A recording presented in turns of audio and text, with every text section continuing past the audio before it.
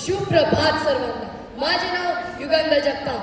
सह्याद्रीच्या छातीमधून धगधगणारा लावा होता. स्वराज्याचा रक्षक शंभू, वाघाचा तो छावा होता, वाघाचा तो छावा होता. हिंदवी स्वराज्याचे ज्यांनी स्वप्न पाहिले त्या मासाहेब जिजाऊ.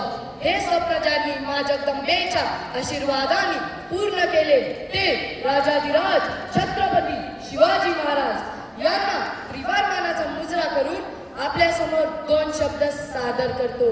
सन्मान्य व्यासपीठ आणि तमाम शिवरायांच्या मावळ्यांना 14 मे 1657 या साली छत्रपती संभाजी महाराजांचा जन्म पुरंदर किल्ल्यावर झाला.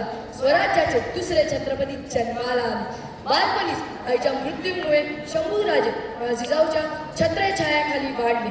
ते अतिशय देखणे, शूर आणि विद्याविशारद होते. वयाच्या अवघ्या 9व्या वर्षी आग्र्यातून यशस्वी सुटका करून आलेले, वयाच्या 14व्या वर्षी संस्कृत भाषेतून बुधभूषण राजनीती हा ग्रंथ लिहिणारे आणि वयाच्या 24व्या वर्षी शिवरायांच्या गादीवर बसलेले संभाजी महाराजांची महती काय सांगावी. राजकारणातील बारकावे आणि रणांगणातील डावपेच संभाजी महाराज त्याच्यामध्ये माहीर होते. स्वधर्म, स्वराज्य, स्वाभिमान यासाठी त्यांनी दिलेले बलिदान इतिहासात अमर झाले. हे बलिदान मराठी माणसांच्याच नव्हे तर संपूर्ण भारतीयांच्या हृदयात स्वातंत्र्याची ज्योत तेवत ठेवते. सर्वांना प्रेरणादायी ठेवते. म्हणूनच मला असे वाटते, पाहुणी तुमचे